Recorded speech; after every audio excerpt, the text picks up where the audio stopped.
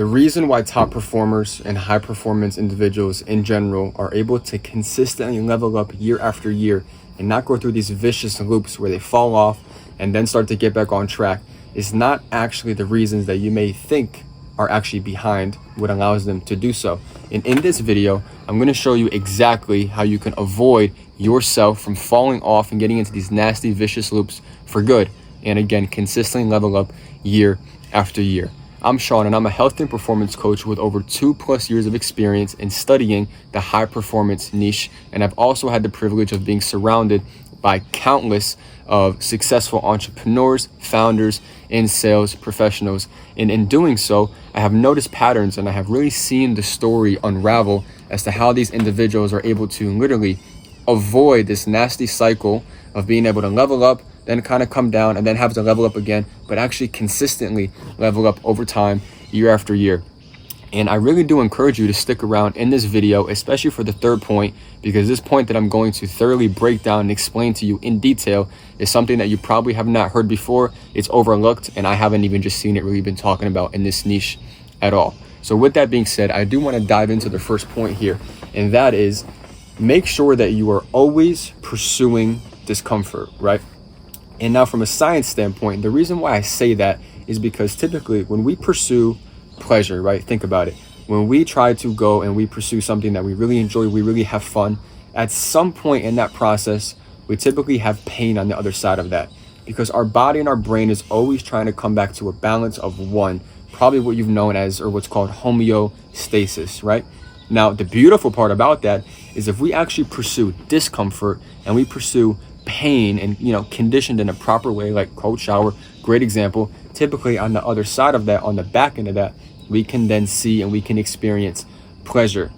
So a very common pattern with these very high performance individuals that I've noticed over a long period of time, like I said, over 2+ years, is that they're always, and at first it was literally crazy to me, they're always pursuing discomfort. I do not see them get very comfortable at all. They're always on their toes. They're always reaching for more, and they're always doing things that you would think like they're already successful. Like, why are they constantly putting themselves in positions where they're always being challenged? Okay, so that's the first point. Make sure you're always pursuing discomfort and pain. And that's going to always challenge you to level up way more than it ever will, basically kind of pursuing pleasure and then having to face that pain at some point within that phase or that journey. And that then brings me to my point number 2, my friend, and that is to make sure that you have different levels of people around you.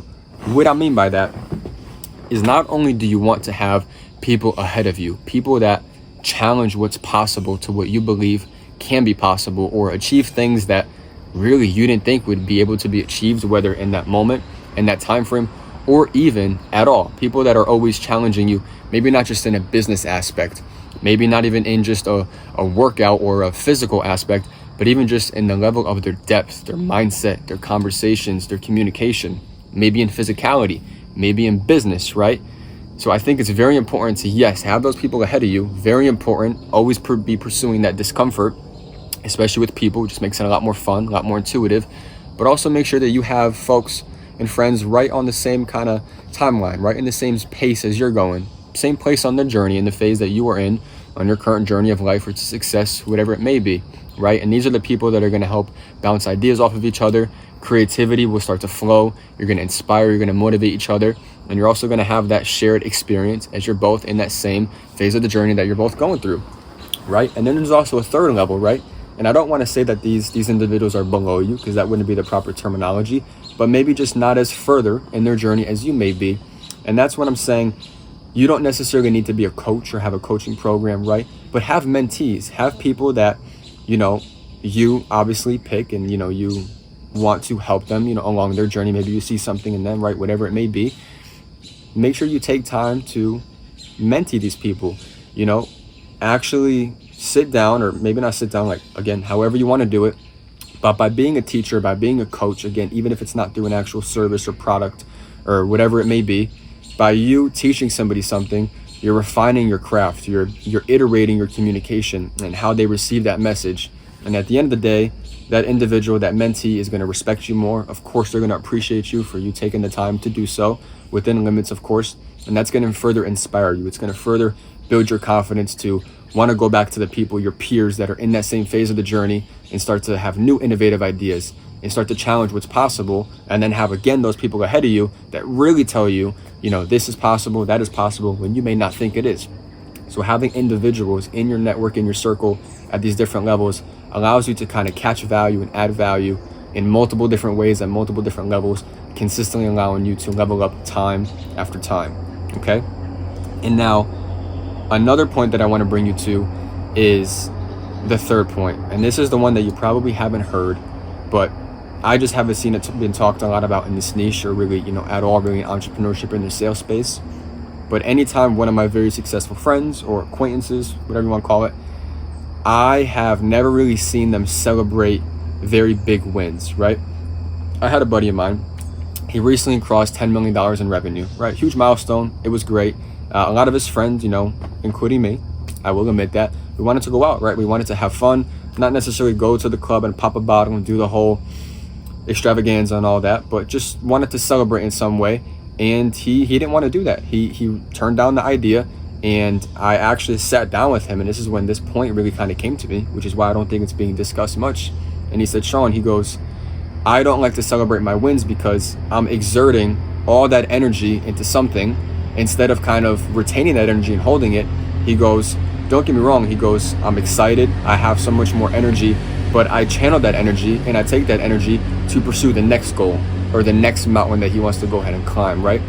So instead of exerting that energy, whether in partying or even something as simple as a dinner, which is perfectly fine in my eyes, right? A good idea.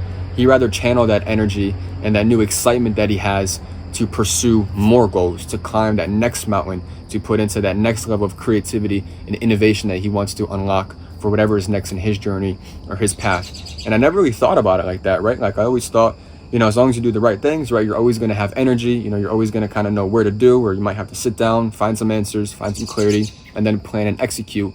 But really, there was no celebration. So therefore, in a way, it's almost mitigating or eliminating that period of pause of momentum, success, accomplishment, right? And then he basically takes away that area of celebration, and he just literally keeps going. And he takes that new energy and excitement, that dopamine release from accomplishing that, and he lets that fuel and empower him to whatever's next for him on his journey.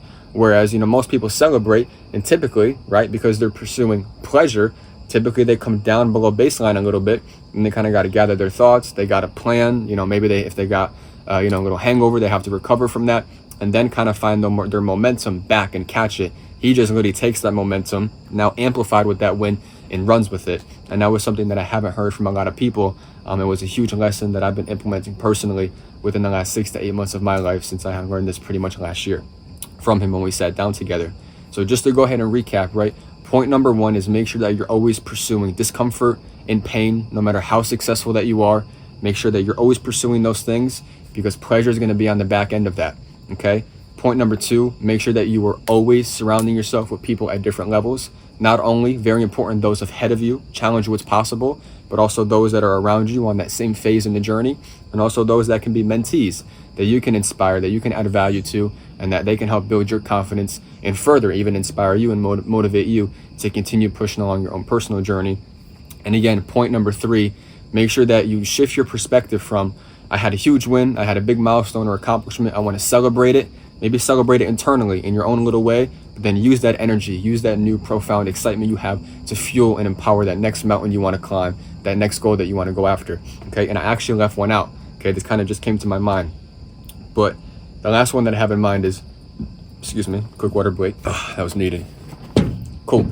So that last point that I wanted to come to was very simple, but very commonly overlooked, okay? And that is, do not forget what made you successful in the first place. And I'm talking about habits, okay? I'm not referring to 20-minute cold shower in the morning every day, because most people are not doing that. But I'll talk about for me example, right? I can only really speak for myself and those that I've seen around me. For me, I am not crazy successful, right? But I have achieved the 3 different kinds of freedom that most people desire, right? Time, location, freedom, location, financial freedom.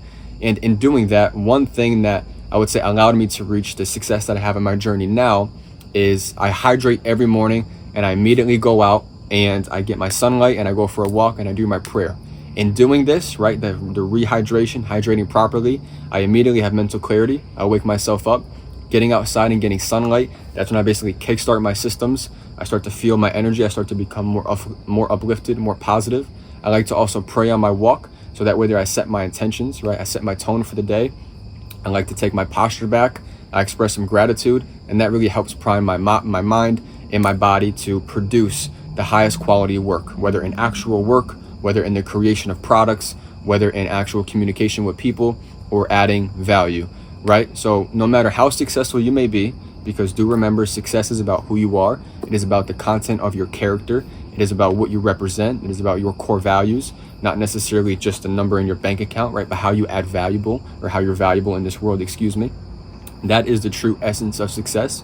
Do not forget about the little things that helped you become successful in whatever kind of success that you have. Again, for me, it was that very high level of mental clarity that I had, and that energy to consistently every day pursue after my goals, move the needle in my work, and be grounded. If I didn't do that, if I stopped doing that habit, I feel like I wouldn't have as much mental clarity. I wouldn't have as much energy, therefore slowing down my momentum, slowing down my pace to consistently crushing those goals and climbing bigger and bigger mountains on this journey of life and success that we're all after. Okay, so do go ahead and share this video to a friend, because I'm sure you're a high performer, right? That's probably why you watch this video. Make sure you share this to another high performer. Let them level up alongside of you, right? This is a journey. This is a community. This is something we want to empower ourselves and like-minded individuals along this journey. So share it to a friend. Make sure that you guys are leveling up together in 2025, and I will see you in the next video, my friend. Ciao.